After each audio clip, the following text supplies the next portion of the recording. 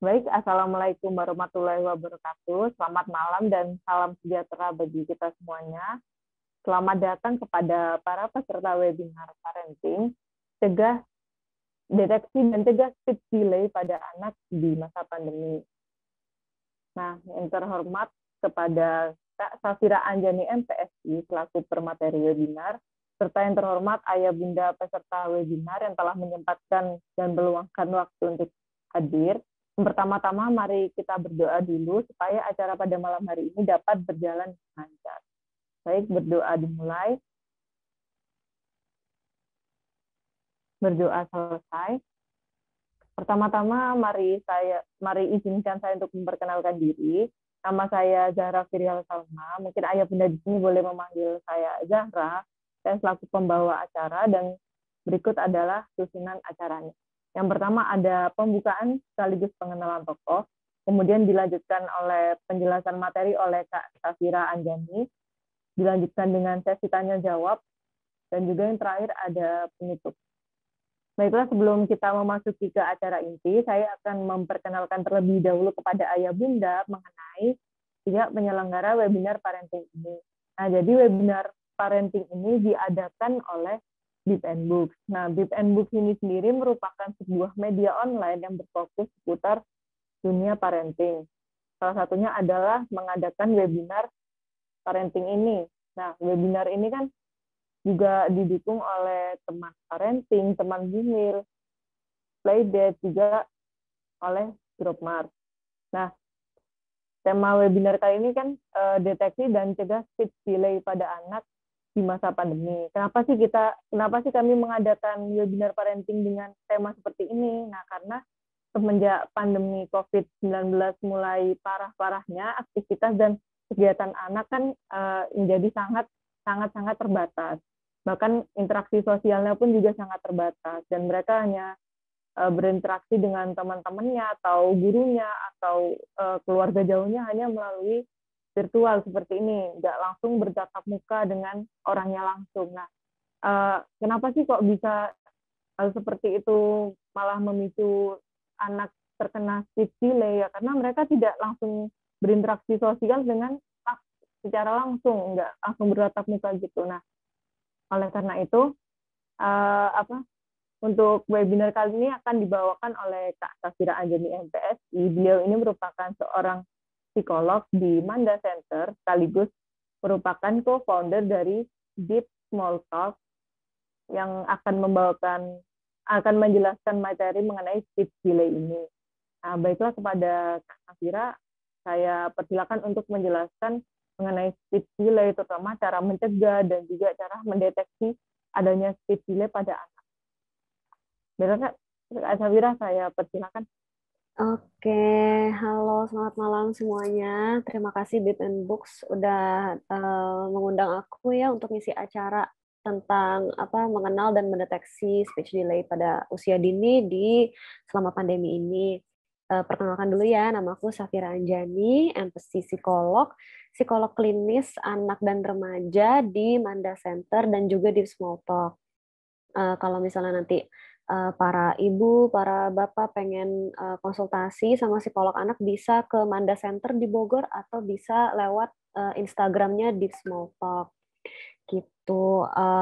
Saya langsung aja kali ya kita ke materinya ya. Oke, jadi kan emang banyak banget kasus tentang speech delay ini memang selama pandemi ini yang saya dapati, dan itu benar-benar bikin stres para bunda, para ayah gitu ya. Jadi kita bagus banget Bib and Book sudah bawain ini, kita bahas sekarang. Kenali perkembangan bahasa dan speech delay pada anak usia dini. Jadi kita kalau ngomongin tentang anak ya, tentang perkembangan bahasa dia, memang ini tuh cukup kompleks karena perkembangan bahasa anak tuh cepet banget di usia 0 sampai 5. Jadi usia 0 sampai 1 harusnya bisa apa, nanti usia 1 sampai 2 beda lagi, terus ketiga beda lagi, sampai 5 tuh beda lagi. Dan itu perkembangannya cepet banget, jadi memang itu adalah tugas perkembangan anak dan tugas orang tua untuk selalu men-track dan mendeteksi apakah ada kekurangan, apakah sudah cukup dan sesuai usianya. Ini banyak banget kasus kayak gini, kok anak aku belum bisa ngomong mama ya, kok anak aku diem banget ya, gitu kan. Nah, ini sering banget aku temuin, dan ya, aku akan kasih materinya sekarang. Jadi sebelum kita ngomongin perkembangan bahasa, kenapa belum bisa ngomong, kenapa baru bisa babbling, aku jelaskan dulu perkembangan bahasa itu ada dua, ada reseptif dan ekspresif. Jadi bahasa itu ada dua ya, reseptif dan ekspresif. Bahasa reseptif itu apa? Bahasa reseptif itu adalah kemampuan anak dalam memahami arti dari ucapan orang lain. Jadi kayak mengerti instruksi dengan tepat, mengerti arti gestur kalau kita tunjuk, kalau kita dada-dada dia paham, menjawab pertanyaan dengan benar, mengidentifikasi benda atau gambar, memahami bacaan dan memahami cerita. Jadi lebih ke pemahaman tentang bahasa verbal baik komunikasi baik verbal maupun non verbal gitu ya. Ada juga bahasa ekspresif. Bahasa ekspresif itu kemampuan dalam mengekspresikan keinginan dan kebutuhan menggunakan verbal atau non verbal. Jadi kalau reseptif itu yang masuk, bahasa ekspresif itu yang keluar kayak gitu. Nah, kemampuan ini terlihat dari membuat kalimat yang tepat, masuk akal dan mudah dipahami. Jadi kayak bertanya atau menamai benda kayak itu kursi, itu meja gitu. Terus menggunakan gestur, membuat komentar, kosakatanya banyak, berbicara dengan struktur kalimat yang tepat dan jelas dan dipahami oleh orang lain. Jadi itu adalah bahasa ekspresif. Jadi ada dua ya. Nah, perkembangan bahasa itu tadi yang aku bilang tiap usia beda-beda. Ini untuk usia 0 sampai 1 tahun. 0 sampai 5 bulan itu anak biasanya cuma a gitu ya. Menyuarakan suka atau tidak suka dengan berbagai suara kayak oh gitu-gitu. Jadi 0 sampai 5 bulan cuma bisa kayak gitu. Dan bisa merespon dengan suara ketika diajak bicara. Makanya untuk usia 0 sampai 5 penting banget tuh ngajak bicara anak langsung tatap muka, digendong sambil ngomong karena kita harus lihat dia respon apa enggak, dia mengimitasi atau tidak kayak gitu ya. Nah, usia 6 sampai 12 bulan itu dia harusnya udah ngerti tentang tidak atau no. Dia sudah tahu, terus udah mulai babbling, mama, baba, papa, bu gitu ya. Terus menggunakan gestur tunjuk-tunjuk, dada-dada, terus mencoba mengulang perkataan, kalau kita ngomong dia beoin gitu ya. Dan kata pertamanya biasanya udah keluar di usia 12 bulan, kayak misalnya mama, papa, baba gitu-gitu, ibu gitu. Jadi udah mulai bisa. Oke, usia 1 sampai 2 tahun beda lagi nih. Usia 1 sampai 1,5 tahun biasanya anak udah bisa menjawab pertanyaan sederhana secara nonverbal kayak nggak mau geleng-geleng atau mau pakai jempol, mau atau ngangguk, mau gitu ya. Mengatakan 2 sampai 3 kata untuk menamai orang atau objek kayak misalnya mama, nunjuk mama atau kursi uci gitu. Atau susu cucu kayak gitu. Jadi dia udah mulai bisa dan dia udah harus mulai mencoba mengulangi perkataan orang lain.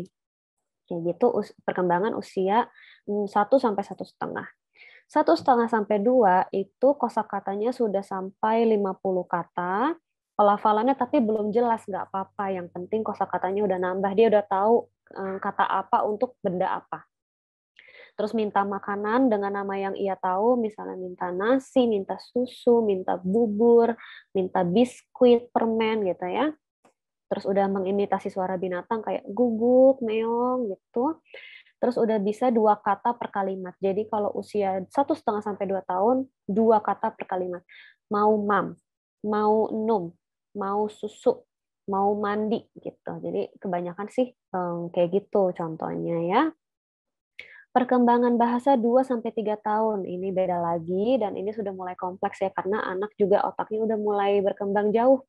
Jadi di usia 2 sampai 3 tahun ini dia harusnya udah ngerti konsep dasar kayak kiri kanan, atas bawah, sebelah, kemana, di mana gitu.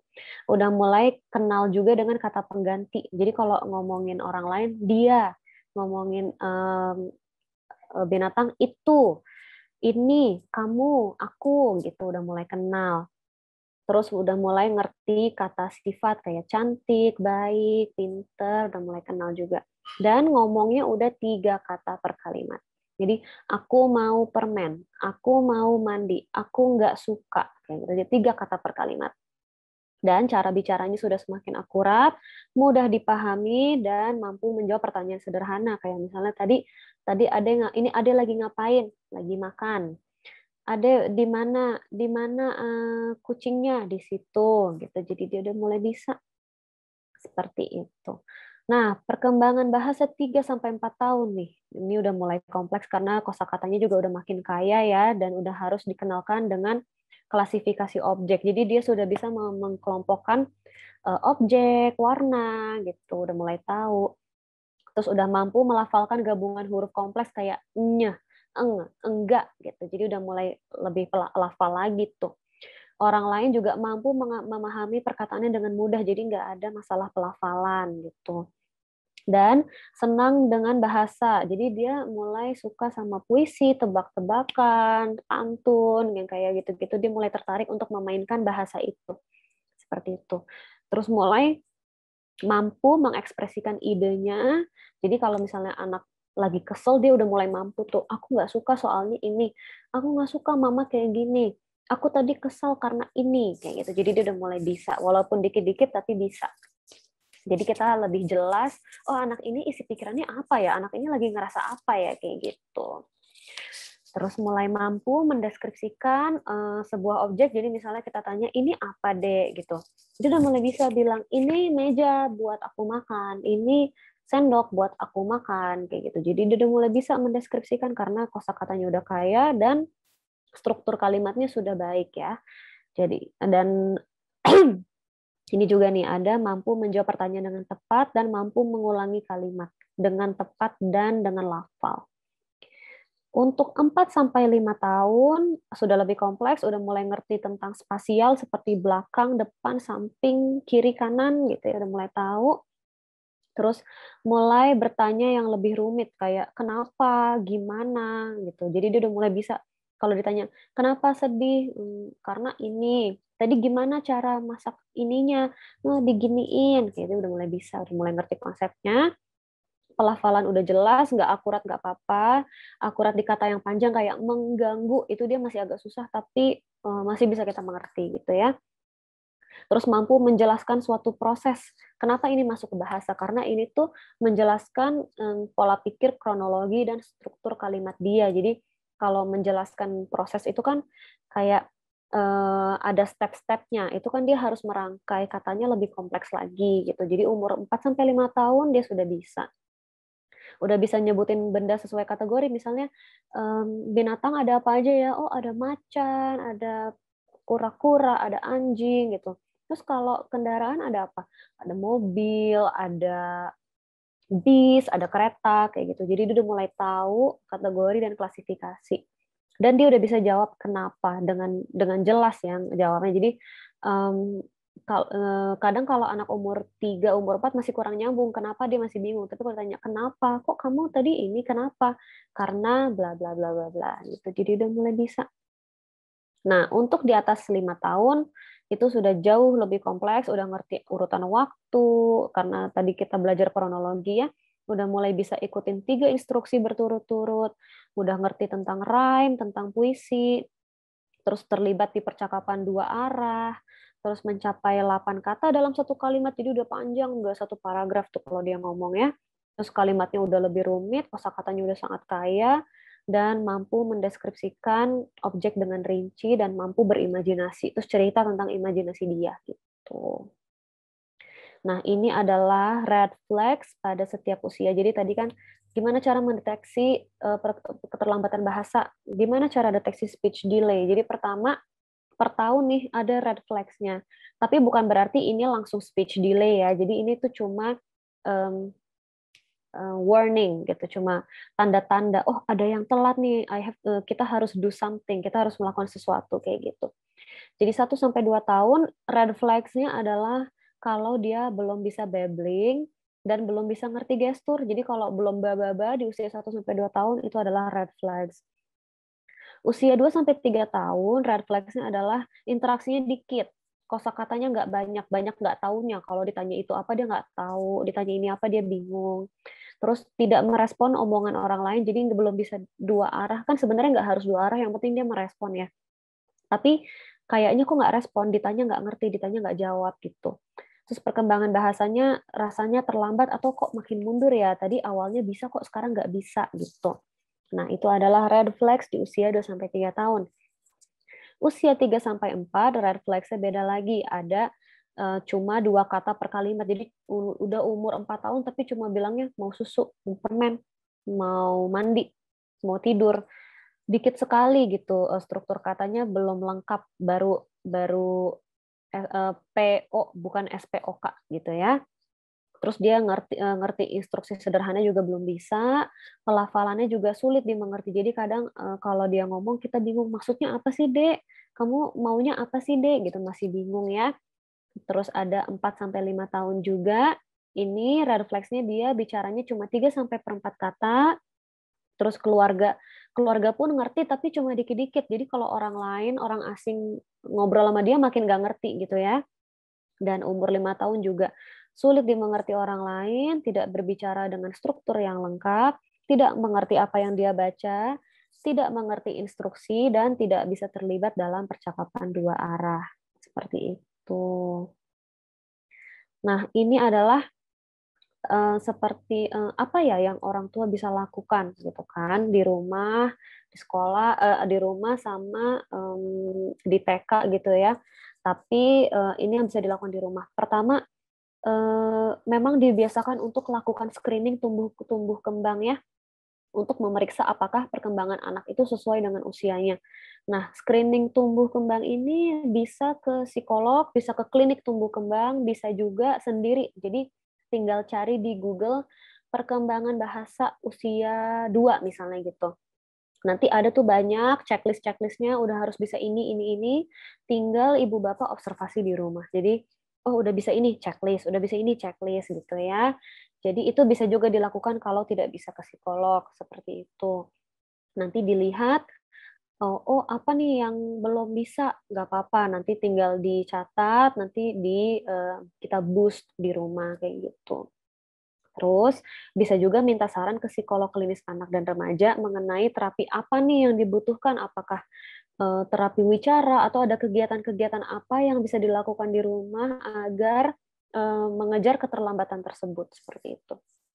Ada juga melakukan kegiatan tambahan untuk menstimulasi perkembangan bahasa di rumah. Jadi kalau ke psikolog biasanya bisa minta saran di rumah harus gimana nih biar perkembangan bahasanya terkejar lagi, jadi nggak telat-telat besok-besoknya gitu. Nanti biasanya di list apa aja yang bisa dilakukan, nanti dikerjakan di rumah. Seperti itu. Ini ya aku kasih beberapa kegiatan yang bisa dilakukan di rumah untuk bayi. Jadi untuk bayi dulu. Jadi kalau usia 0-1 kayaknya ada red flags-nya nih. Orang tua bisa sering-sering ajak bicara dan beri kesempatan untuk merespon. Jadi kita ajak dia bicara, tatap muka, hadap-hadapan mukanya, ajak bicara dan tunggu dia respon. Jadi habis dia respon baru kita respon lagi. Jadi itu kita mengajarkan dua arah, conversation dua arah. Seperti itu. Jadi sering-sering diajak ngobrol. Walaupun dia belum bisa ngerti ya, tapi kan itu akan menstimulasi kosakata dia. Seperti itu.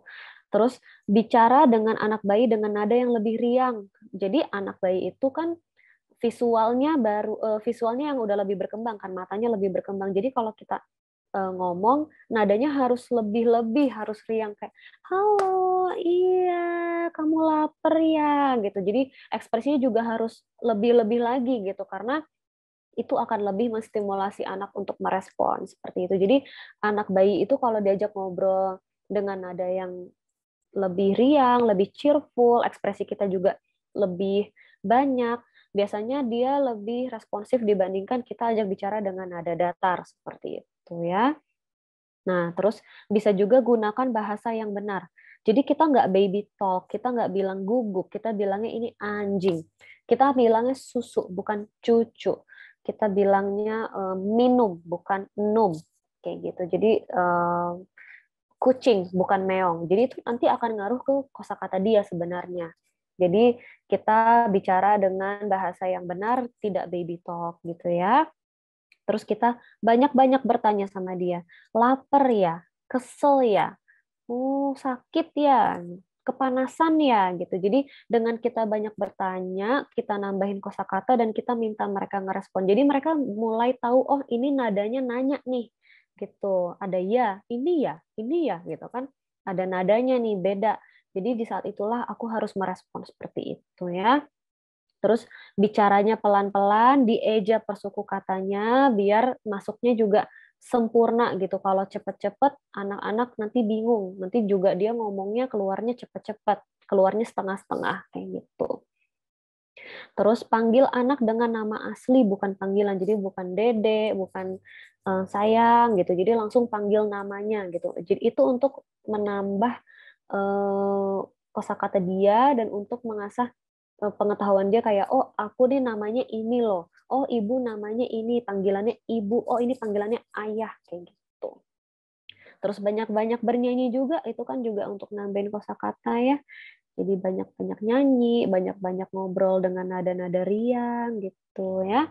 Jadi bukan nada tinggi tapi nada riang gitu, kayak kayak ngobrol sama anak TK kan kita riang banget ya gitu. Nah, ini juga kegiatan di rumah untuk usia 6 bulan sampai 1 tahun. Tadi kan untuk baby-baby ya, untuk 0 sampai 5, sekarang usia 6 sampai 1 tahun. Kita bicara dengan kalimat yang lebih singkat dan sederhana. Jadi kita kalau ngomong sama dia, itu satu kalimat dulu, tunggu dia respon. Jadi jangan pidato gitu. Karena mereka belum ngerti. Jadi mereka harus pelan-pelan kayak apa? Nak, kamu harusnya ini loh. Nak, kamu udah makan belum? Tunggu dia respon gitu ya. Jadi kita bicaranya singkat-singkat dulu, tunggu dia respon. Jadi bukan 10 kalimat langsung, tapi satu kalimat respon. Satu kalimat respon. Jadi diperpanjang rantai percakapannya, tapi setiap percakapannya singkat gitu. Terus gunakan gestur saat bicara biar dia nambah kosakata nonverbal. Terus di label gesturnya, misalnya anak nunjuk, dia bilang, oh itu permen, oh itu meja, itu kursi. Jadi tiap dia tunjuk, di label nama objeknya. Gitu. Terus kita mulai sebut warna-warna, kayak ini merah loh dek, ini putih gitu. Ini warnanya putih. Jadi kita kalau cuma bilang ini putih, anak bingung, apanya yang putih? Putih itu apa gitu ya. Tapi kita kenalkan konsep warna, ini warna putih, ini warna merah, ini warna biru gitu. Terus sebut nama benda, ini namanya meja. Jadi biar dia tahu ini tuh meja tuh nama untuk benda ini gitu. Ini namanya kursi, ini namanya kamera, ini namanya handphone gitu. Terus mulai dihitung-hitung. Jadi kalau misalnya ada benda tuh dia tunjuk, oh iya bunganya lucu ya, ada 1, tangannya ditunjuk 2, 3 gitu. Jadi dia tahu, oh ini jumlahnya 3, oh ini cara berhitung seperti ini kayak gitu. Terus ulang kata yang anak lafalkan dengan salah atau baby talk. Jadi misalnya dia bilang ada guguk gitu, kita ulang ada anjing, benar itu anjing namanya ya. Terus ada meong, iya benar itu kucing, kucing dieja kucing gitu ya. Jadi itu yang bisa kita lakukan di rumah untuk usia 6 sampai 1 tahun. Ini untuk usia 2 sampai 3. Jadi usia 2 sampai 3 kita udah karena dia udah mulai kosakatanya udah agak banyak ya. Kita bisa jelaskan dan ceritakan apa yang kita atau anak sedang lakukan. Misalnya lagi ngewarnain. Kita jelasin, nah ini ngewarnain ya pakai spidol, lucu ya, bagus ya, warna-warni nih ada warna merah, ada warna biru ya. Gitu, tunggu dia respon gitu. Terus ajak anak menggunakan kosakata baru, misalnya, iya nih pakai spidol, ini namanya spidol. Jadi kita memperkenalkan kosakata baru. Ini spidol, ini pensil warna gitu. Terus banyak-banyak tanya. Jadi misalnya, kamu lagi apa? Itu warna apa? Ini gambar apa? Kayak gitu. Jadi dengan banyak tanya kita menstimulasi respon dia. Gitu. Terus ulangi dan kembangkan kalimat anak. Jadi misalnya anak bilang, "Mah, kucing," gitu. Dia bilang, "Iya, kucing, kucingnya warna orange, lucu ya," gitu. Jadi kita kembangin kosakata dia dan kita kembangin struktur kalimat dia. Tadinya cuma 2, kita kembangin jadi banyak. Dia bilang, "Ma, enak. Iya, ayamnya enak ya, rasanya asin, enak ya. Enak kan? Misalnya, tunggu dia jawab gitu. Jadi perbanyak kosakata dia dari situ gitu. Terus baca buku bergambar ini penting banget. Walaupun anak umur 2 sampai 3 belum bisa baca, itu kita harus tetap bacain buku bergambar. Jadi dia bisa lihat, oh gambar ini tuh merepresentasikan orang. Oh orang bentuknya kayak gini, kucing kayak gini, anjing kayak gini. Terus dengan kita bacain, nambahin kosakata dia, nambahin struktur kalimat, itu kita mengajarkan kronologi. Oh ceritanya pertama gini loh, Dek.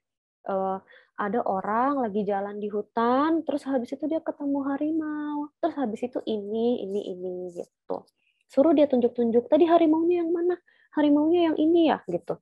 Bukan yang ini gitu. Jadi dari baca buku itu, kegiatan baca buku itu bisa menstimulasi ya.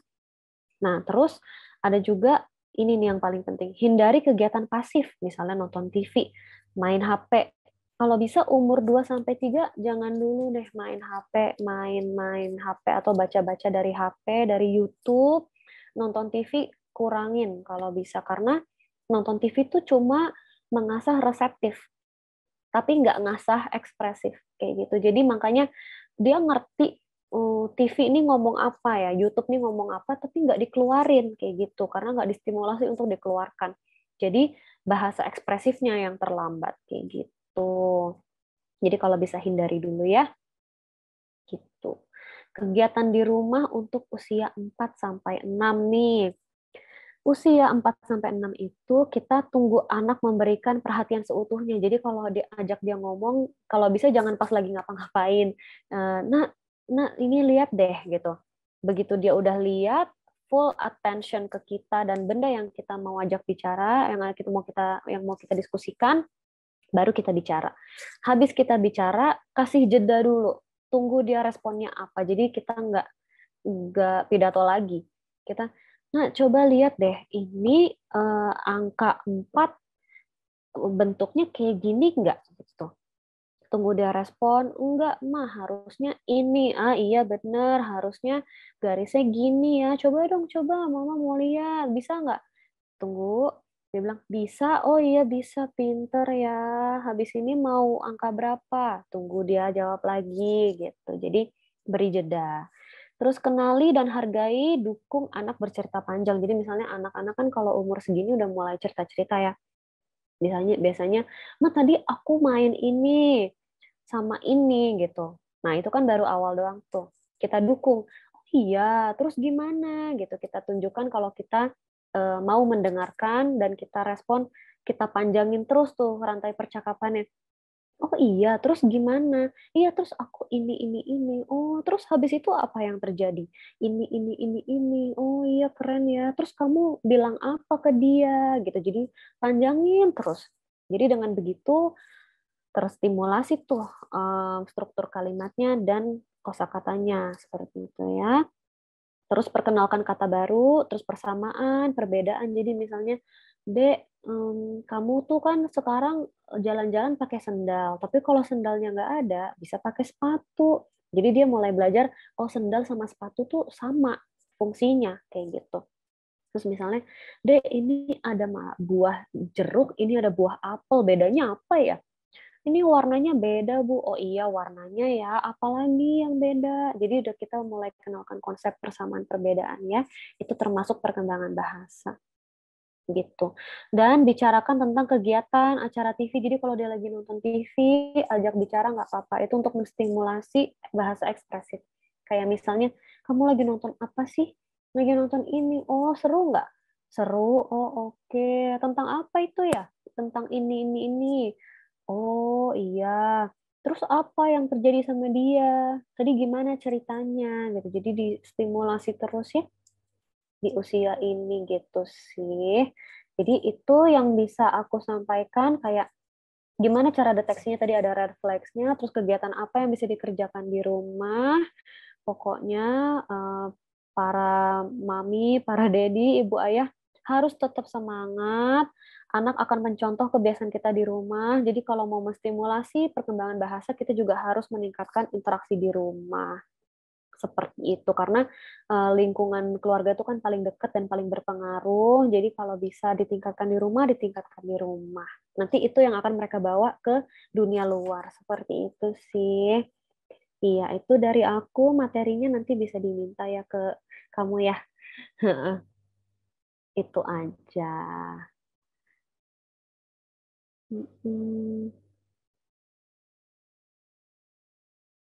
Sudah. Oke, baik. Sudah selesai ya, Kak? Mungkin ada tambahan lagi nggak? Enggak, udah. Itu aja sih. Paling ini soalnya banyak pertanyaan ya. Iya, oke. Terima kasih ya Kak Safira sudah menjelaskan mengenai cara mendeteksi speech delay atau red flag-nya dan juga cara mencegahnya seperti apa. Nah, mungkin kan di sini tadi ternyata banyak juga ya pertanyaan soal speech delay ini. Nah, kalau ini pertanyaannya mau saya bacakan semuanya dulu atau satu langsung dijawab atau yang Oh, gimana? satu-satu aja ya. Aku takut lupa. Iya, baik, baik. Oke, jadi kita ada pertanyaan pertama dari Bunda Yanti. Selamat malam. Anak saya perempuan usia 25 bulan. Perkembangan bicaranya hilang dan timbul. Belum bisa merangkai dua kata, tapi mengerti instruksi. Pokoknya lebih banyak menggunakan bahasa tubuh. Bisa merujuk seluruh bagian tubuh dengan menunjuk, tapi jarang banget dikasih gadget. Kira-kira apa yang harus saya lakukan? Oke, Nah, itu 25 bulan ya. 25 bulan. 2 tahun. 2 tahun. Oke, jadi berarti gini ya, karena dia mampu menunjuk bagian badan, segala macam, berarti bahasa ekspresifnya nggak masalah. Berarti yang terlambat cuma ekspresifnya. Itu nggak apa-apa. Maksudnya untuk usia ini memang lagi rawan-rawannya aja sih. Jadi ada beberapa anak tuh yang terlambat di usia 2-3, tapi habis itu begitu ngomong lancar kayak gitu ya. Tapi memang harus tetap distimulasi dengan tadi usia 2 ya. Hmm, usia 2 kalau kayak gini dia harus mulai ibu banyak tanya, ini apa, terus mulai misalnya ini tangan, tangan gitu. Tangan gitu. Jadi dia mulai harus coba ikutin. Jadi kalau bisa sih hadap-hadapan, tatap muka, tangan gitu atau minum. Jadi dieja satu-satu tuh minum, tangan. Jadi dia mulai ta tangan gitu. Terus kalau misalnya dia minta sesuatu, misalnya nunjuk-nunjuk, nah ini gitu, permen gitu, permen mau permen gitu kan. Terus dia kalau udah bisa kalau dia bilang men baru kasih. Jadi kita dukung dan berikan penghargaan gitu ya kalau dia udah mulai bisa mengimitasi dikit-dikit baru dikasih. Misalnya mau nonton, nonton, nonton, nonton, mau nonton. Jadi dia harus ulangi dulu mau nonton. Oke, mau nonton gitu ya. Jadi emang itu harus tiap hari harus ekstra banget sih untuk umur 2 tahun ini gitu. Harus sering-sering dieja, label segala benda, dia tunjuk apa di label, kita kasih apa kita namain kayak gitu. Dan itu tadi minta dia untuk ngomong dulu baru dikasih bendanya gitu ya. Tapi hati-hati jangan sampai terlalu cranky gitu. Ya, itu sih paling yang bisa dilakukan di rumah. Oke, baik. Pertanyaan selanjutnya ada dari Bunda Sari. Selamat malam, anak saya usia 4 tahun. Kalau ngomong sukanya terlalu cepat atau menggebu-gebu, yang akhirnya susah dimengerti. Untuk cara mengatasinya gimana ya? Tapi kalau komunikasi dua arah sudah bisa. Oh, oke. Jadi berarti pelafalannya ya. Tapi kalau disuruh pelan-pelan, pelafalannya eh, bagus nggak? Jadi kadang kalau masalah kecepatan ngomong usia 4 itu mungkin bukan bahasa gitu sih. Ada indikasi lain kayak gitu. Soalnya kalau disuruh pelan-pelan bisa, memang cuma bisa dia coba pelan-pelan ngomongnya apa gitu. Pelan-pelan. Jadi harus diingatin untuk ngomong pelan-pelan. Pelan-pelan aja biar orang tuh ngerti gitu. Kalau dia pelan-pelan pelafalannya bagus, berarti masalahnya bukan di pelafalan. Berarti memang bukan masalah sih sebenarnya, tapi indikasinya lain, bukan di bahasanya gitu. Gitu sih. Oke, baik Kak. Terima kasih. Terus untuk ada pertanyaan lagi tadi ini dari Bunda Widita Putri. Untuk yang pertanyaan pertama, apakah pelafalan kurang jelas dan mengikat artikulasi yang kurang baik, termasuk speech delay kan sudah dijawab. Lalu ada pertanyaan keduanya. Menurut Kak Safira, bagaimana sih cara mengenai ajakan komunikasi menggunakan berbagai bahasa atau bilingual? Oke, jadi sebenarnya ya untuk ngajarin bahasa di usia dini tuh sebenarnya bagus banget. Jadi kalau memang mau bilingual nggak apa-apa, tapi kita jangan campur-campur. Jadi gini, misalnya, nak ambilin bunda ini dong, apa, scissor kayak gitu, gunting gitu ya. Ambilin bunda scissor-nya dong gitu. Nah kita nggak kayak gitu ngajarin bilingualnya. Jadi misalnya, nak ambilin bunda gunting dong, can you help me take that scissor gitu. Jadi kita ngomongnya tetap satu kalimat, tetap terstruktur dan tidak dicampur-campur. Jadi anak tuh tahu bedanya, oh ini bahasa Indo, ini bahasa Inggris, dan struktur kalimatnya tuh jelas kayak gitu. Jadi kita sendiri tidak campur-campur. Jadi dan kita harus bilang, nah ini tuh gelas. Bahasa Inggrisnya glass gitu. Bahasa Inggrisnya mug gitu ya. Jadi kita kasih tahu, misalnya kita bilang, ehm, ini namanya kamera gitu ya. Ini namanya kamera, bahasa Indonesianya kamera, tapi bahasa Inggrisnya camera gitu. Jadi kita harus kasih tahu bahasa Indonya yang mana, bahasa Inggrisnya yang mana. Dan ini tergantung masing-masing mau pakai bahasa ibunya yang mana ya, mau pakai bahasa Indo atau bahasa Inggris.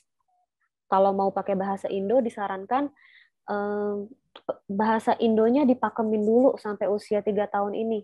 Seenggaknya udah bisa satu kalimat 3 kata lah gitu, baru diajarkan bahasa Inggris. Jadi biar nggak bingung, biar nggak campur-campur gitu ya.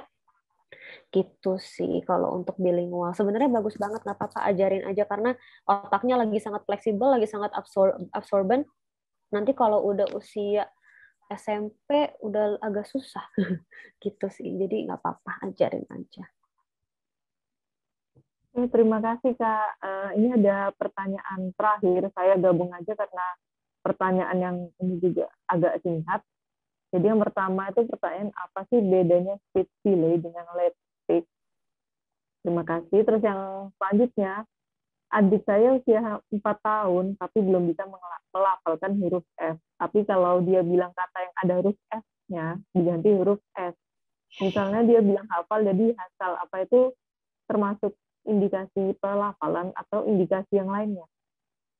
Itu saja. Iya. Oke, untuk tadi ya pertanyaan speech delay dengan late speaker. Speech delay itu setiap usianya akan terlambat.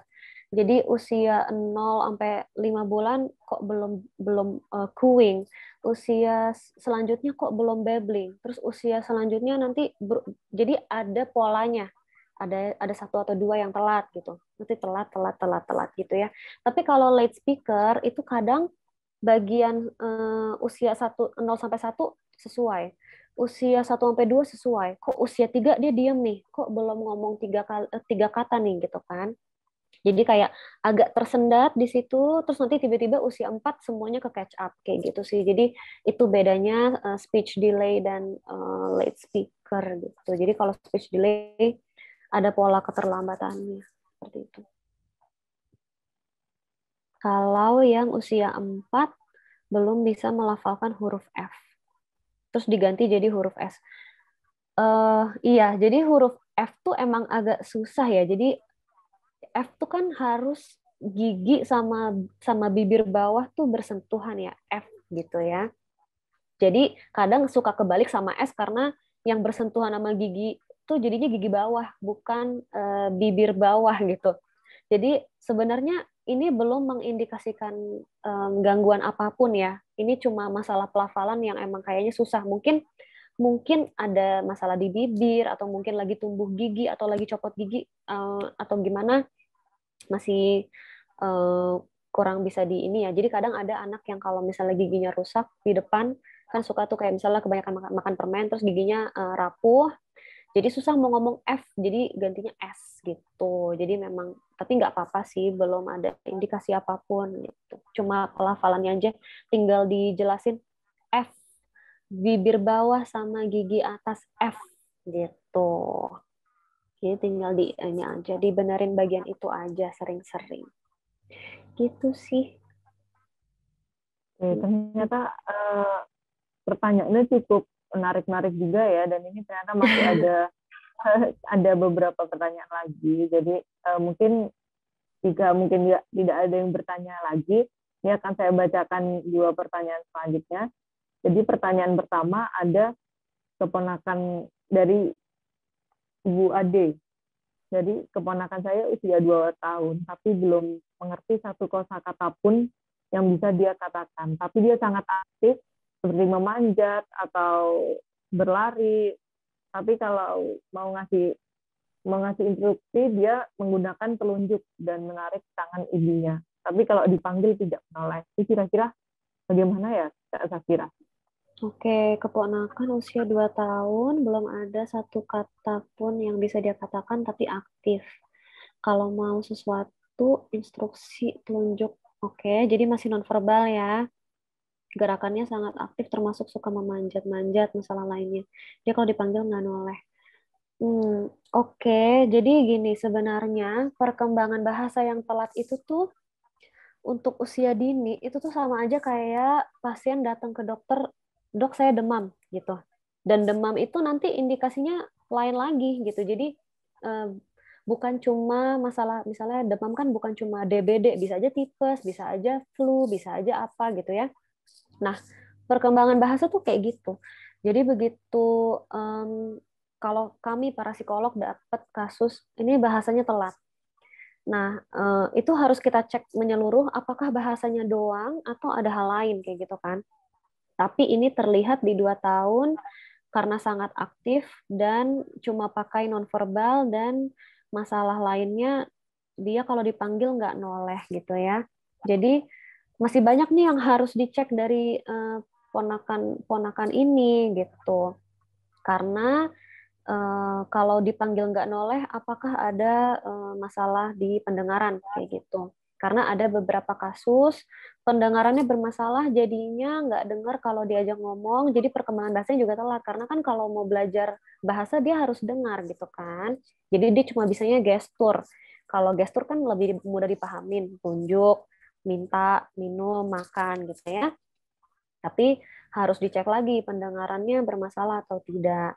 Kalau pendengarannya tidak ada masalah, tapi masih tidak menoleh, terus cuma sibuk main sendiri, terus dia sangat aktif, harus ada yang lain dicek. Tapi karena ini usianya masih 2 tahun, masih terlalu dini ya untuk dilihat, untuk dicek lain-lainnya gitu. Jadi memang masih harus diusahakan seperti yang tadi aku sampaikan, hal-hal yang bisa dilakukan di rumah apa, harus diusahakan dulu sekiranya sampai usia 4. Nah, di usia 4 itu ada perkembangan atau tidak gitu ya. Kalau di usia 4 nggak ada perkembangan, memang harus dibawa ke profesional untuk dicek lain-lainnya, apakah masalah atensi atau masalah inteligensi atau masalah mungkin autism, karena ada banyak indikasi, ada banyak gangguan yang memang simptom pertamanya adalah speech delay kayak gitu. Jadi untuk 2 tahun ini masih sangat dini. Yang bisa dilakukan adalah stimulasi sebanyak-banyaknya seperti yang tadi aku sampaikan. Kayak gitu sih. Nanti umur 4 dicek lagi. Gitu. Oke, baik. Selanjutnya Kak, ada pertanyaan lagi. Apakah anak yang terbatas dalam kemampuan bahasa dapat berdampak juga pada cara pengucapan atau artikulasinya? Dan apa ada pengaruh juga terlambat imunisasi itu dengan kemampuan berbicara pada anak? Oke, untuk perkembangan bahasa yang terlambat, yang terbatas memang nanti akan mempengaruhi ke artikulasi. Tapi tergantung ya, apakah yang terlambat reseptif atau ekspresif. Karena kalau reseptif, ya tidak akan mempengaruhi ke pelafalan bahasanya. Jadi dia tetap aja bisa ngerti apa yang kita omongin, instruksinya apa, pertanyaan apa, dia bisa.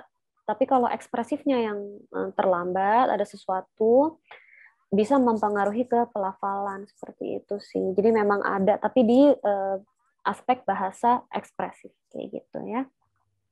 Dan apakah ada pengaruh terlambat imunisasi?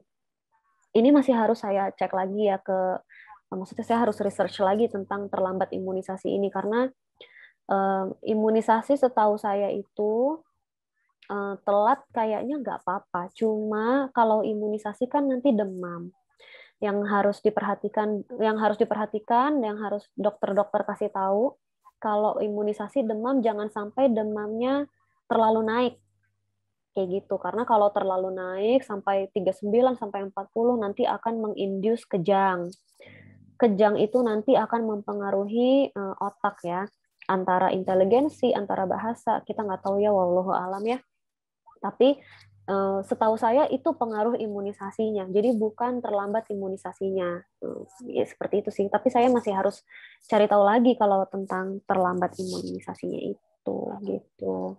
Itu yang saya tahu, gitu sih.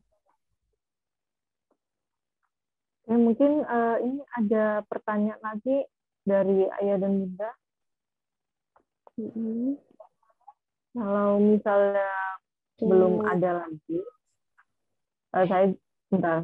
Oh, ada yang oke. Oh, baik, jika mungkin tidak ada pertanyaan lagi dari Ayah dan Bunda. Saya mengucapkan terima kasih banyak pada Kak Safira sudah menjelaskan sekaligus menjawab. Oh iya, sebentar. Sebelum ada ini ya. pertanyaan lagi, satu lagi. Apakah orang tua yang cadel juga mempengaruhi artikulasi bahasa pada anak? Orang tua cadel ya. Sebenarnya kan cadel itu karena lidahnya pendek ya, kebanyakan kasus tuh karena lidahnya pendek jadi cadel gitu kan. Dan memang anak itu nanti meniru gimana cara kita melafalkan sesuatu. Tapi kan anak nggak cuma belajar dari kita gitu kan. Anak juga belajar dari TV, dari sekolah, dari nenek, dari orang lain yang berbicara gitu. Jadi kalau kita cadel, kita bilang motol gitu kan. Terus nanti anak bilangnya motol gitu. Kan sebenarnya dia akan menyerap dari orang lain juga bilang itu motor kayak gitu kan. Jadi nggak nggak akan mempengaruhi segitunya, walaupun mungkin ia akan membuat dia berpikir oh ini motol gitu ya, tapi harusnya tidak membuat dia ikut cadel kecuali lidahnya pendek juga kan. Lidah pendek itu turunan ya, maksudnya sebuah keadaan yang menurun gitu. Jadi kalau lidah dia pendek juga ya cadel juga gitu, tapi bukan karena kitanya cadel terus kita lafalinnya cadel jadi ikut cadel gitu ya. Jadi memang ada turunannya gitu sih, kayak gitu. Terima kasih, Kak. Tapi yang aku ingin tekankan ya untuk para orang tua memang harus sangat sensitif dengan perkembangan bahasa ini.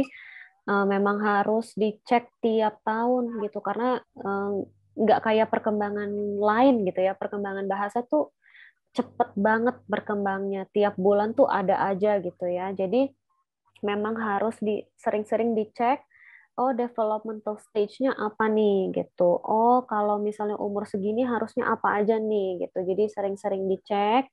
Kalau mau gampang sih screening memang ke psikolog ya tiap tahun. Jadi umur 3 dibawa screening. Jadi sering sih aku dapat kasus cuma screening aja nih Mbak, pengen lihat udah sesuai apa belum gitu ya. Jadi dengan screening itu kita bisa bikin profilnya kayak, oh anak ibu tuh udah bisa ini loh, tapi yang belum bisa satu ini doang nih, di rumah tinggal lakuin ini, kayak gitu. Itu penting sih. Jadi untuk menghindari gangguan-gangguan lainnya gitu ya. Karena keterlambatan bahasa ini nanti akan ngaruh ke biasanya anak-anak yang telat bahasa di usia 4, jatuhnya tantrumnya lama. Biasanya tantrum tuh yang suka marah-marah, yang sampai nangis-nangis, sampai banting diri gitu ya. Nah, tantrum itu tuh usia 3 sampai 4 muncul, tapi usia 5 harusnya turun. Tapi kalau anak ada masalah bahasa, itu nanti susah untuk nurunin tantrumnya karena anak itu tantrum karena nggak bisa ngeluarin isi pikiran dia, jadi dia tantrum gitu kan. Nah, kita harus ajarin kalau anak perkembangan bahasanya oke, dia tantrum, kita tinggal ajarin, nak cara ungkapinnya gini loh, ngomongnya gini, kayak gitu. Tapi kalau ada masalah bahasa, nanti tantrumnya terus-terusan. Jadi nanti akan mempengaruhi perkembangan emosionalnya gitu sih. Jadi emang ini perkembangan bahasa penting, nanti ngaruh kemana-mana, ngaruh ke inteligensi. Kalau misalnya perkembangan bahasa reseptifnya kurang, kurang memahami informasi, nanti ngaruhnya ke belajar. Belajar di TK gimana? Nanti dia nggak ngerti instruksinya, nanti kesannya nggak bisa gitu kan. Jadi memang ini penting banget gitu. Itu sih. Baik, ini Kak ada pertanyaan selanjutnya dari Bunda Andini. Jadi saya pernah membaca artikel sebaiknya tidak menggunakan bahasa jangan pada anak ketika melakukan sesuatu yang tidak baik. Itu benar atau tidak ya kira-kira, dan bagaimana bahasa yang baik untuk melarang anak? Oh iya, jadi bukannya nggak baik sih, cuma anak umur 3 nih terutama ya, anak umur 3 kalau dibilang jangan biasanya malah dilakuin kayak gitu. Itu memang salah satu perkembangan emosional dia, membangkang gitu ya. Itu salah satu perkembangan emosional, bukan sesuatu yang buruk. Memang perkembangannya kayak gitu. Tapi kalau kita bilang jangan, itu tidak membuat dia jadi tahu harusnya apa kayak gitu sih. Jadi misalnya main air nih, lagi mandi main air sampai kemana-mana, terus kita bilang jangan main air gitu.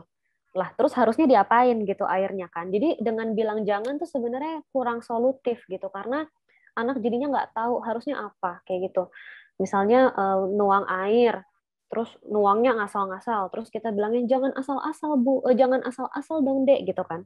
Ya terus harusnya gimana gitu kan. Jadi biasanya langsung dikasih solusi, misalnya nuang airnya ngasal, dia gini deh caranya pelan-pelan biar airnya masuk semua gitu. Terus misalnya dia mecahin mecahin apa gitu ya, jangan jangan dideketin gitu kan, jadinya bingung. Tapi dek jauh-jauh gitu, jadi bukan bilangnya jangan dideketin ininya gitu, tapi jauh-jauh dek, jauh-jauh gitu, duduk di sana aja, di sini banyak pecahan piring kayak gitu. Jadi langsung kasih solusinya. Tapi bukan berarti nggak boleh sama sekali ya. Maksudnya jangan sampai jangan sampai orang tua tuh awkward terus kayak mau bilang jangan terus nggak jadi gitu. Terus kayak jadi bingung harusnya bu ngomong apa ya gitu kan. Nggak apa-apa sih bilang jangan mah nggak apa-apa. Cuma ya itu umur 3 ntar kalau ngomong jangan dilakuinnya sebaliknya gitu kan. Jadi ya biasanya sih aku bilang perbanyak solusi, bukan mengurangi jangan gitu. Gitu sih. Oke, terima kasih Kak. Jadi ada lagi nih pertanyaan selanjutnya, ini memang ya ini sangat relate juga ya dengan kehidupan sekarang dan termasuk pada ponakan saya. Jadi bagaimana pengaruh HP dalam perkembangan bahasa, bagaimana mengontrol dan menjadwalkan menonton dari HP atau TV sesuai usianya. Iya, Itu jadi Kak si mungkin. HP ini memang gimana ya, cukup menjadi problem untuk anak usia dini karena itu yang tadi saya ceritakan. HP itu tidak mendidik dia untuk mengekspresikan isi pikiran dia. Jadi yang dia asah cuma reseptifnya, cuma informasi yang masuk tapi nggak dikeluarin gitu kan. Dan untuk usia 0 sampai 5 ini tuh penting banget kan untuk dia bisa mengeluarkan isi pikiran dia gitu. Jadi pengaruhnya sangat besar. Bukan cuma HP, TV, YouTube, apalagi gadget sih sebenarnya, gawai itu benar-benar mempengaruhi. Jadi biasanya aku kalau bilang ke para para bunda, para ayah yang anaknya masih dini banget, masih usia dini banget kayak usia 1 tahun, 2 tahun, kalau bisa HP nggak dikeluarin depan dia gitu sih. Jadi jangan main HP sebelah dia. Jangan jangan main game HP sebelah dia ya. Kalau buat chatting ya nggak apa-apa, buat angkat telepon boleh, tapi main HP sering-sering tuh jangan kayak gitu ya. Karena nanti dia jadinya penasaran itu apa, terus ngambil, terus nanti ketagihan gitu ya. Jadi memang kalau bisa hindari buka-buka HP depan dia gitu.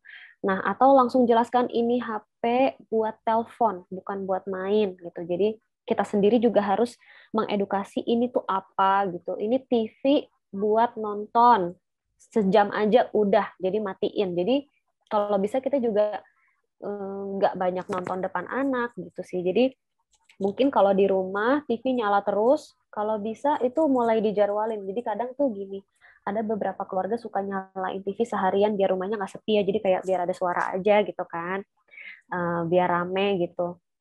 Tapi itu nanti ngaruh ke anak jadinya nonton terus gitu. Jadi memang harus dimatikan gitu sih.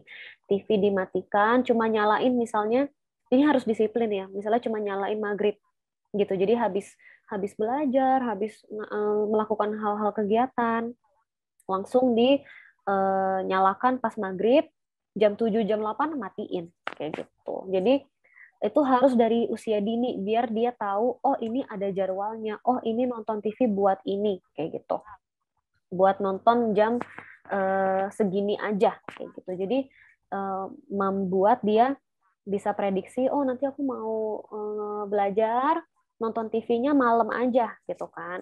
Nanti malam juga matanya udah capek tuh nonton TV sejam dimatiin tidur kayak gitu. Jadi kita harus disiplin banget ini TV mau nyala jam berapa, mau ada show yang mau ditonton jam berapa. Jadi harus sedisiplin itu. Jadi jangan dibiarin TV nyala, jangan banyak main HP depan anak. Itu yang bisa kita lakuin sih untuk masalah HP ini ya. Usia tadi yang saya bilang usia 0 sampai 3 kalau bisa jangan pegang HP, jangan banyak main HP.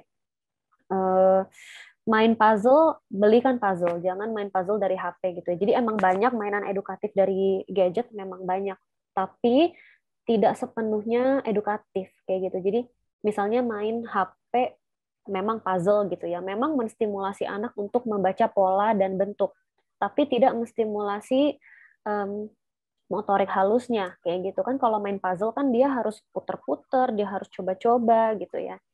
Dari situ apa yang akan terhambat kalau belajarnya dari handphone. Jadi jangan sampai kita merasa kan aku kasih HP karena ada mainannya edukatif. Enggak juga. Jadi sebenarnya lebih efektif mainannya langsung, bukan mainan dari HP kayak gitu ya. Sama kayak baca buku, baca story dari HP, dari iPad kan biasanya dari iPad kan gede terus di slide. Kalau bisa nggak pakai iPad, kalau bisa langsung ada bukunya kayak gitu. Dan gimana nih untuk anak-anak yang udah terlanjur suka gadget gitu kan. Gimana caranya untuk ngurangin kayak gitu. Jadi gini, biasanya aku tuh menghindari anak tantrum karena kalau anak tantrum masalah handphone udah ribet banget. Jadi kita nggak perlu bilang ini HP kurangin ya gitu. Ini HP-nya Bunda ambil ya, kamu nggak boleh lagi main HP ini kayak gitu. Nanti kan akan menyebabkan masalah-masalah lain. Jadi biasanya aku langsung bilang, oke, beliin aja mainan secara langsung, mainan yang real, yang konkret, ada bendanya, ada bentuknya. Mau beli puzzle boleh ajak dia ke toko mainan. Kamu coba pilih deh mau main apa gitu ya. Mau pilih mainan apa aja yang kamu mau, yang edukatif, puzzle-puzzle, Lego boleh gitu ya. Belikan, penuhi rumah dengan mainan itu. Jadi bikin dia sibuk dengan kegiatan lain, nanti kegiatan main HP itu berkurang sendiri. Jadi jangan kita uh, paksa dia untuk mengurangi HP karena kan itu HP kesenangan dia ya tadinya kayak gitu kan. Jadi kita ganti kesenangan dia dengan kesenangan lain. Nanti lama-lama HP-nya dia lupa kayak gitu. Jadi begitu udah beliin mainan, dia udah asik dengan mainan itu, HP-nya singkirin. HP kita yang pegang, jangan dibuka-buka, jangan ingetin dia lagi. Jadi misalnya dia lagi main, terus kita main HP gitu ya. Nanti kan dia inget lagi, nanti dia minta. Jadi kalau bisa jangan. Jadi pas lagi dia main, kita langsung full attention sama permainan dia. Jadi biasanya kan kalau kita nemenin main, kita cuma diam aja, anaknya main. Kalau bisa nggak kayak gitu. Kalau bisa anaknya main, kita ikut main sama dia untuk stimulasi bahasa dia. Kayak tadi, banyak tanya, banyak kasih tahu, banyak tunjuk-tunjuk, banyak menamai benda. Jadi kayak gitu sih. Perbanyak kegiatan lain selain main HP. Nanti HP-nya kurangin pelan-pelan, pelan-pelan. Kalau misalnya minggu ini setengah hari dia main HP, ya udah nggak apa-apa, tapi tambahin mainan. Nanti minggu depan baru 4 jam, ya udah nggak apa-apa. Ntar minggu depan dia udah agak biasa nih nggak ada HP, baru simpan HP-nya gitu. Jadi kurangi secara berkala gitu sih. Itu masalah HP ya, memang sangat problematik sih. Hmm.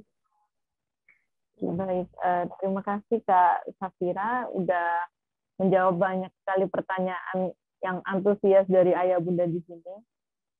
Terima kasih juga, ternyata memang pesertanya memang sangat ini ya, sangat antusias sekali dan banyak pertanyaan-pertanyaan yang sangat relate, terutama yang soal HP tadi itu memang relate banget dengan Iya, permasalahannya. soalnya ribet banget nih kalau telat bahasa. Jadi gini, yang harus para orang tua tahu, bahasa itu salah satu bagian dari inteligensi.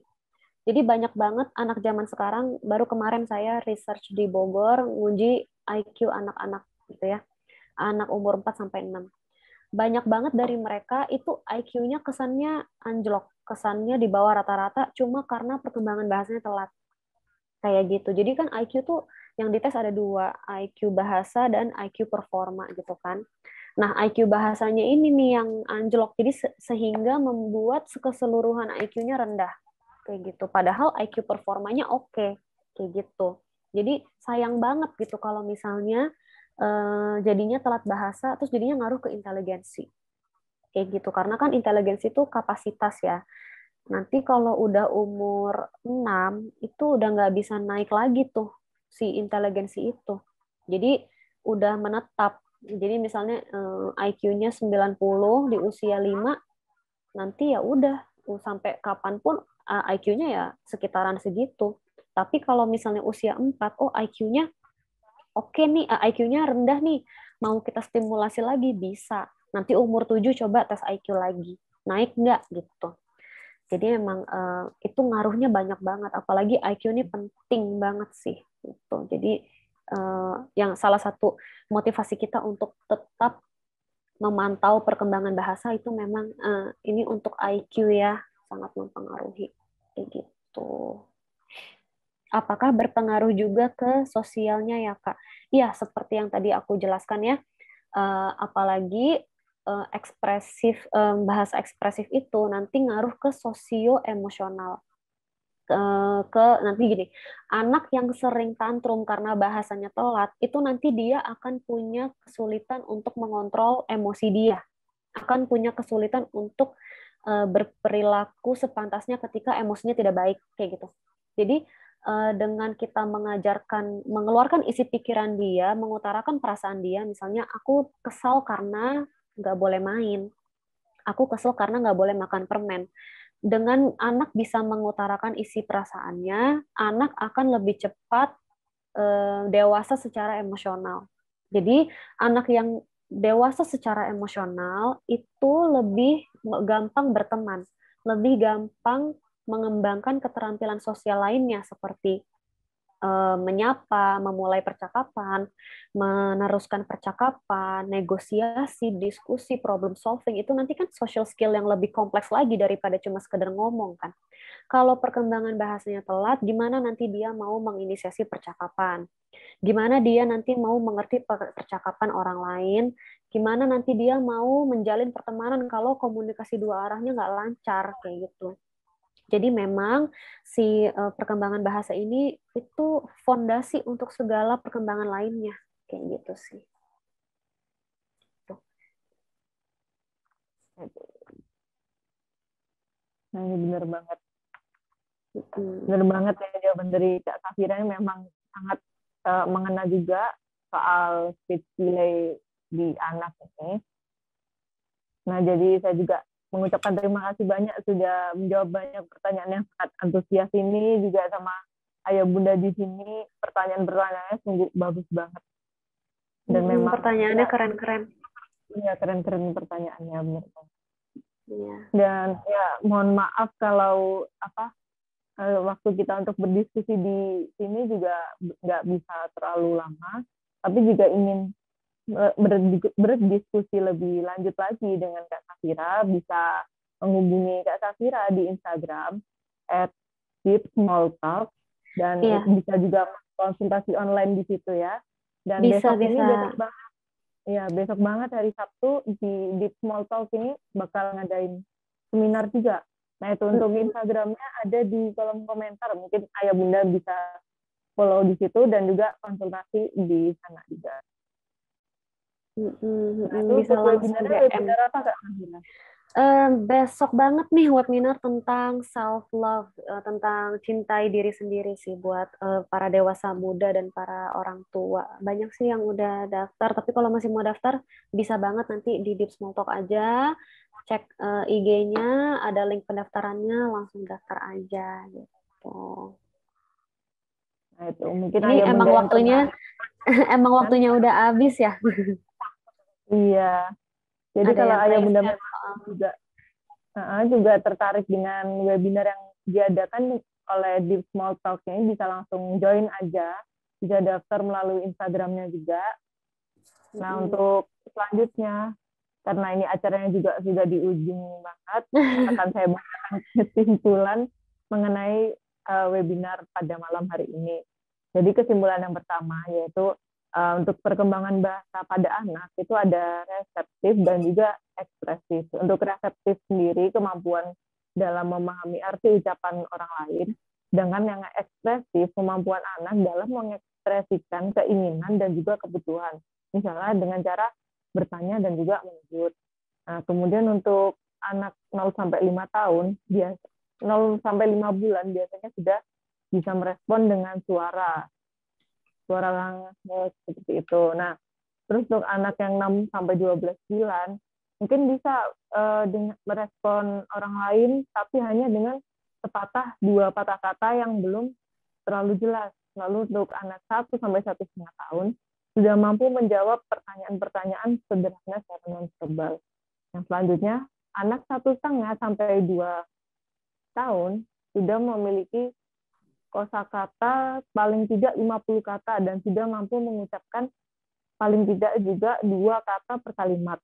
Untuk anak 2 sampai 3 tahun biasanya sudah mampu mengucapkan 3 kata, meskipun cara bicaranya masih sedikit uh, belum belum terlalu jelas, tapi orang lain masih bisa mengerti. Nah, untuk anak 3 sampai 4 tahun biasanya sudah mampu menjawab pertanyaan dan juga mengulang kalimat dari orang lain. Lalu untuk anak 4 sampai 5 tahun sudah bisa memahami tentang spasial, juga bisa bertanya mengenai pertanyaan-pertanyaan yang lebih rumit dari sebelumnya. Misalnya seperti apa itu cara masaknya gimana, atau yang lainnya yang semacam itu. Lalu untuk anak usia lebih dari 5 tahun biasanya sudah bisa memahami soal perbedaan waktu, juga bisa berinteraksi dua arah dan mengucapkan kalimat paling tidak 1 kalimat 8 kata. Nah, untuk red flag atau warningnya pada setiap usianya itu, kalau warning speech delay-nya belum tentu kita mengindikasikan dia speech delay. Jadi untuk usia 1 sampai 2 tahun, red flag-nya itu belum bisa babel dan gesturnya.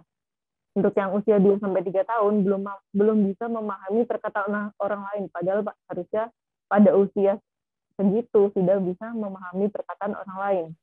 Nah, selanjutnya pada anak umur 3 sampai 4 tahun hanya bisa mengucapkan 2 kata per kalimat, dan itu pun tidak terlalu lengkap. Jadi uh, orang lain belum begitu mengerti. Nah, dan biasanya mereka ini juga belum memahami tentang instruksi yang sederhana.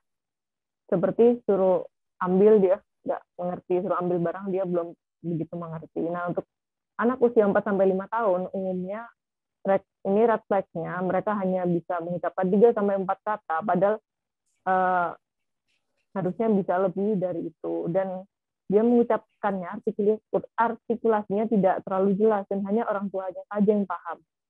Nah, untuk anak 5 tahun biasanya belum mengerti instruksi dan juga belum bisa terlibat dalam percakapan, apalagi untuk membuat pertanyaan yang lebih rumit.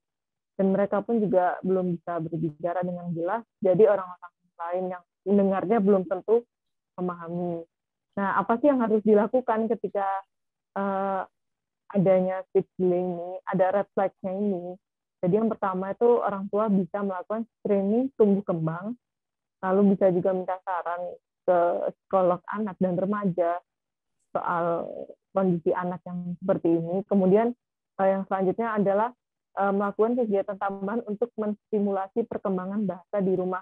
Apa aja sih yang bisa dilakukan? Misalnya bisa sering-sering mengajak anak bicara dan juga melakukan hal-hal yang bisa menstimulasi perkembangan bahasa mereka yang bisa dilakukan di rumah saja sesuai dengan usianya. Nah, mungkin itu saja kalau kesimpulannya. Tadi kan sudah dijelaskan oleh Kak Safira mengenai detailnya. Itu untuk materi detailnya bisa diakses di kolom komentar, ada di Google Drive, bisa di-download juga. Oh ya, saya juga mengingatkan kembali, jangan lupa ya Bunda di sini untuk bergabung di grup WhatsApp Parenting Bib and Book, karena di situ nanti akan banyak informasi-informasi menarik lainnya, dan webinar lainnya mungkin yang akan diadakan lagi pekan depan atau bulan depan, seperti itu. Nah, akhirnya webinar ini juga berjalan dengan sangat baik. Saya mengucapkan terima kasih banyak kepada Kak Safira Anjani sebagai permateri, dan juga terima kasih kepada para peserta webinar, yaitu Ayah Bunda yang telah meluangkan waktunya di sini juga untuk hadir. Saya juga nggak lupa mengucapkan terima kasih banyak kepada pihak Bib and Book, beserta teman parenting, teman Bimil, Playdate, dan juga grup MAT yang telah menyelenggarakan webinar parenting ini. Nah, jadi saya selaku pembawa acara, izin pamit undur diri. Saya mohon maaf apabila ada salah kata maupun perbuatan yang sengaja entah tidak. Dan sekali lagi kurang lebihnya saya mohon maaf. Wassalamualaikum warahmatullahi wabarakatuh. Terima kasih. Terima kasih Kak Safira. Sama-sama, Terima kasih makasih Ayah Bunda. juga udah ngundang. Makasih para orang tua. Pertanyaannya keren-keren.